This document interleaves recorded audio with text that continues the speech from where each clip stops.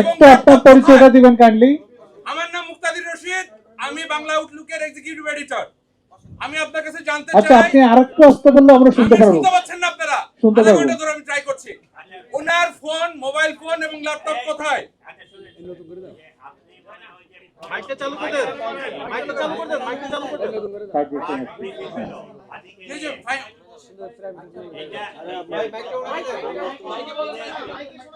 আপনারা ফর্মালি বলেন যে কয়টার সময় আপনারা 2টার পর থেকে কখন আইডেন্টিফাই করেছেন?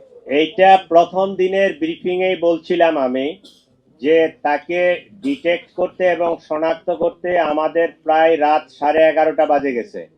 11:30টার পরে আমরা তার পাসপোর্ট পাইছি, তার এনআইডি পাইছি।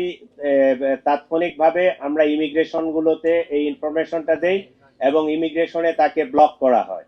এইটা রাত 11:30 পর্যন্ত বাজে গেছে আমাদের এই আসামিকে ডিটেক্ট করতে। Thank you. কেন এত দেরি হলো? আপনারা কি আপনার ওই যে বহরটা নিয়ে সে যাচ্ছিলেন, অন্যরা সদস্যরা কি তাকে চিনতে পেরেছিল কিনা? আততায়ীরা 2জন ছিল, পেছনে আর একটা রিক্সা ছিল, সেই রিক্সার লোকজন কি তাদেরকে চিনতে পারে নাই? এই ঘটনার এতদিন পরে আমরা অনেক কিছু বিভিন্ন মিডিয়ার মাধ্যমে জানছি। আজকের এই দিনে, এই মুহূর্তে, এই স্টেজে বসে কনক্লুশন টানা যতটা ইজি, যখন একটা ঘটনা ঘটে যায় তাৎক্ষণিকভাবে এই ঘটনাকে উদ্ঘাটন করা, ডিটেক্ট করা এবং করা এত ইজি ছিল না। এই ঘটনায় আপনারা অনেকেই তাৎক্ষণিকভাবে ডিআর টাওয়ারের কাছে ছিলেন, আমিও গেছিলাম। বিষয়টা এত ইজি ছিল না, কারণ যে শুটার এবং যে মোটরসাইকেল আরোহী তারা মাস্ক পরে, ইভেন তারা মোবাইলও বন্ধ করে রাখছে, মোবাইলও রাখে নাই।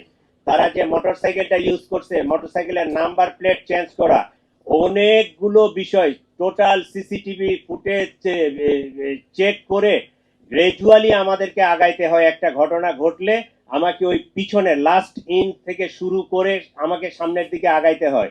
জিনিসটা এখন যত সহজে বলা যাচ্ছে, এইটা এই 12 তারিখ 2:20 বা 24-এর দিকে যখন অ্যাক্সিডেন্টটা হয় তখন কিন্তু বিষয়টা এত সহজ ছিল না। বাট আল্লাহর কাছে শুকরিয়া যে এইরকম একটা ক্লুলেস জিনিস আমরা পুরা ঘটনাটা ডিটেক্ট করতে সক্ষম হয়েছি।